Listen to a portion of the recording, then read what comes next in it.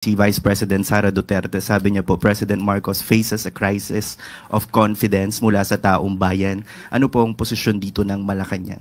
Hindi po tayo naniniwala sa sinabi ng Vice Presidente. Ang Pangulo, uulit-ulitin natin na siya po ang nagpaumpisa ng pag-iimbestiga na ito. Noon pa po ay marami ng anomalya.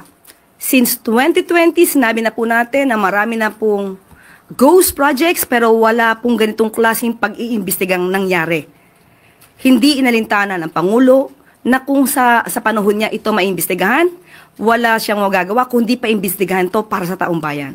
So kung sino man yung nagsasabing walang trust and confidence, siguro siya po mismo ang maglahad kung mayroon siyang nakakaharap na anomalya patungkol sa mga korupsyon, sa ghost students, ghost food packs, na kinapalooban or kinasangkutan ng DBM, or rather DepEd, sa kanyang pamumuno, dapat manguna po siya sa kanyang pagpapaliwanag kung siya po ay naniniwala sa transparency and accountability. So, sinabi po natin, huwag magmalinis ang hindi malinis at huwag magpakabayani ang hindi bayani.